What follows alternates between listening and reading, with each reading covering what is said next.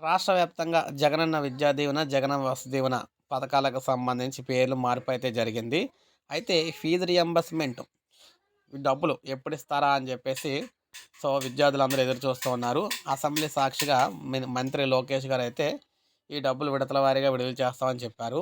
రాష్ట్రంలో విద్యార్థులకు fee reimbursement ఎప్పుడు చేస్తారా అని చెప్పేసి వైఎస్ఆర్‌సీపీ ఎమ్మెల్యేలు రాష్ట్ర సంక్షేమ శాఖ మంత్రి డోలా వీర ఆంజనేయ స్వామి గారినైతే రామాంజనేయ స్వామి గారినైతే అడగడం జరిగిందనమాట.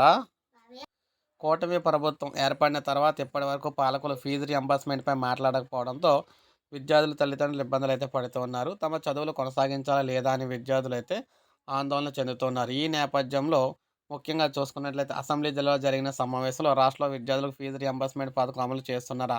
అయితే రియంబర్స్మెంట్ చేసిన మొత్తాన్ని వివరాలు ఏమిటి? ఎప్పటిలోగా ఫీజు రియంబర్స్మెంట్ చేస్తారు? పథకం అమలు కాకపోతే అందుకు కారణాలేంటి? ప్రైవేటు విశ్వవిద్యాలయాల్లో చదువుతున్న విద్యార్థులకు ఈ పథకాన్ని అమలు చేస్తారా? లేకపోతే దానికి కారణాలేంటి? అనే ప్రశ్నలైతే అడగడం జరిగింది. అయితే 2024, 25 ఆర్థిక సంవత్సరానికి గాను విద్యార్థుల పునరుద్ధరణ ప్రక్రియ తరగతిలో ఉందని తెలిపారు. రిజిస్ట్రేషన్ ముగిసిన తర్వాత ట్యూషన్ ఫీజు రియంబర్స్మెంట్ మొత్తం 2 కూడా అంటే విద్యా దీవెన, వసతి దీవెన 2 కూడా విడుదల చేస్తామని చెప్పేసి అన్నారు.